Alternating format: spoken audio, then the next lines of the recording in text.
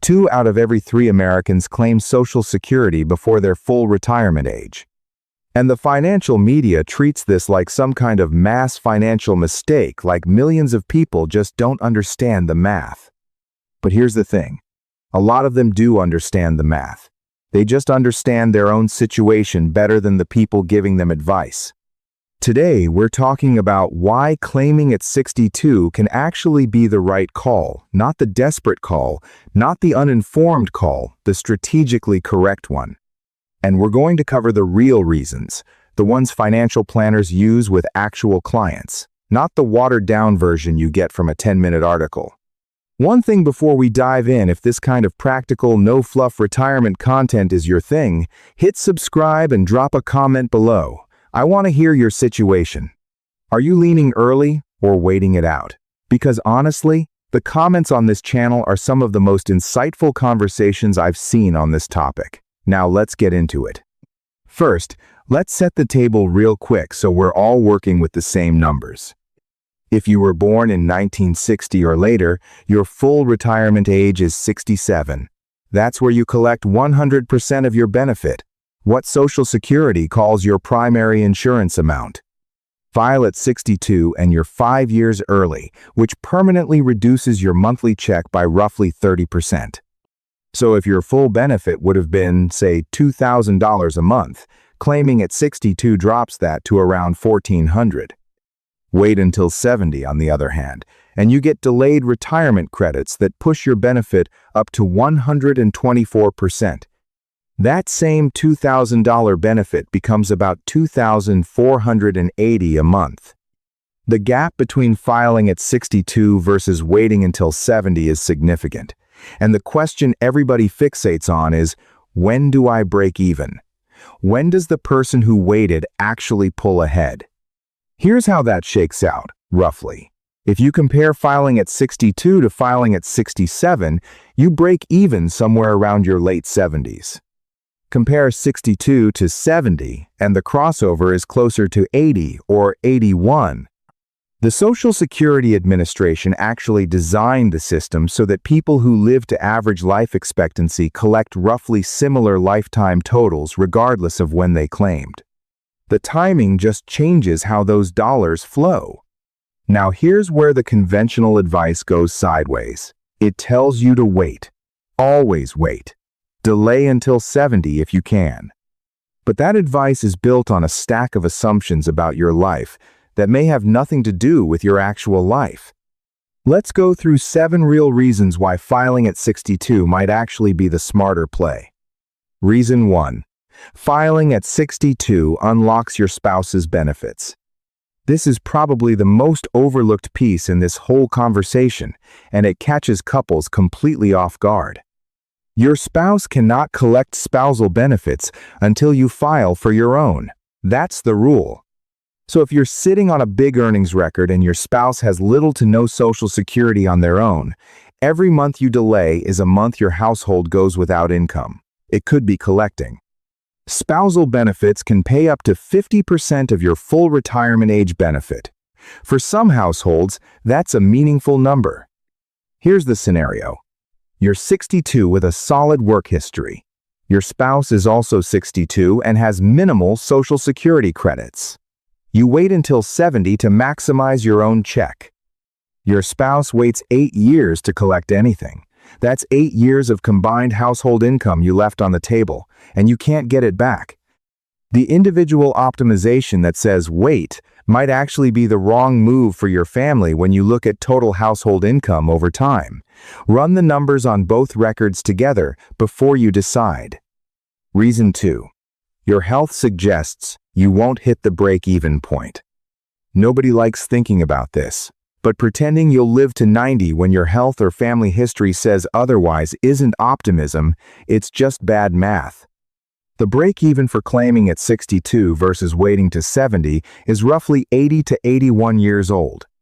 If your realistic life expectancy is shorter than that, based on chronic conditions, family history, or what your doctor has told you, then the math shifts dramatically in favor of claiming early.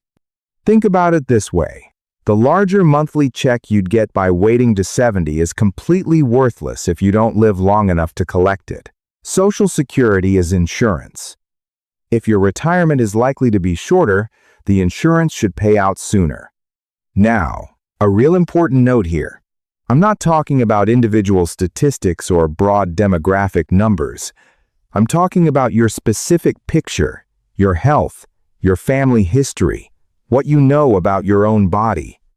Everyone's situation is different, and this channel does not give financial or medical advice. Talk to your doctor. Talk to a financial planner who knows your numbers. But don't ignore this variable, because it's uncomfortable. Reason 3. You have a spouse with a higher benefit, and a shorter life expectancy and survivor benefits are in play. This one's actually a sophisticated coordination strategy. Here's how it works. When one spouse passes away, the surviving spouse can switch to the deceased spouse's benefit if it's higher. That's the survivor benefit. And it's based on what the deceased spouse was actually receiving. So, let's say your spouse has a significantly larger Social Security benefit based on their work history, but they're dealing with a serious health condition. You, on the other hand, are in decent shape. In that scenario, you might file on your own record early collecting something now while your spouse's benefit continues growing or is already drawn. When your spouse passes, you switch to their larger survivor benefit.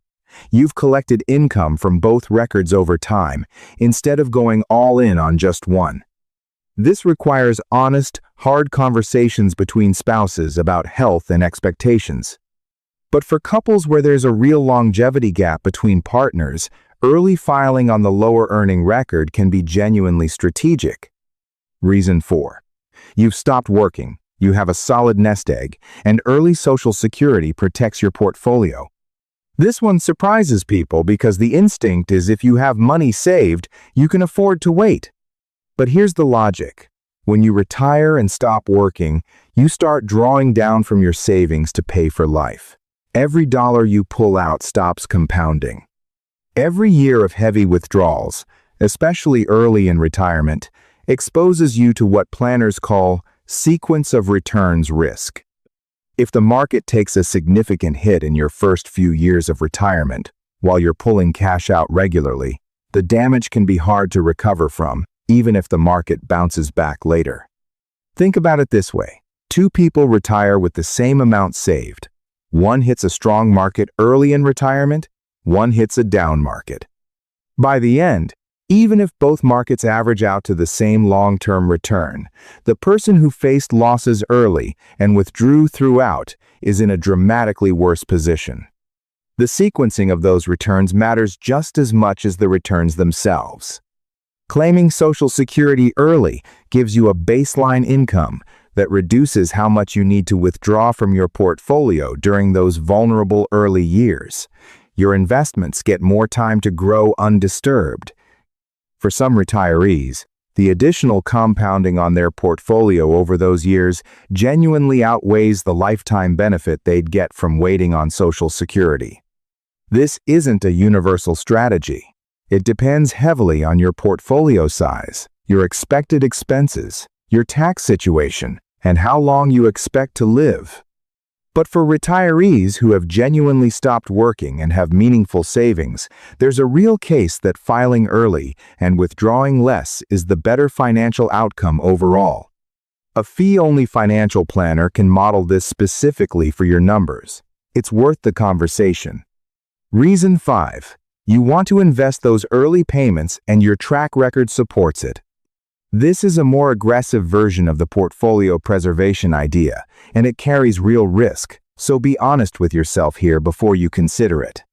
If you claim at 62 instead of waiting, you collect 8 additional years of payments before you would have started at 70. Each individual check is smaller, but you can put those payments directly into the market. If your investment returns consistently beat roughly 7 to 8% annually over time, the invested early payments can potentially outperform what you would have gotten by waiting for the larger monthly check. The risk is real and worth naming clearly. Markets don't return 8% every single year. Some years they drop 20% or more. Some stretches last longer than people expect. If you invest early Social Security payments and the market goes sideways or down in the early years, you've traded a guaranteed benefit increase for speculative returns that didn't come through. You can't undo that trade. For experienced investors who have a long, consistent track record, who genuinely don't need the Social Security income to cover their daily expenses anyway, and who understand and accept that kind of risk going in, this is a legitimate strategy. For everyone else, the guaranteed effective increase from waiting is a hard deal to beat. Be real with yourself about which category you're actually in, not which category you'd like to be in, which one you actually are. Reason 6. Another guaranteed income source is coming, and Social Security fills the gap until it arrives. This is about income sequencing, and it's a smarter play than most people realize.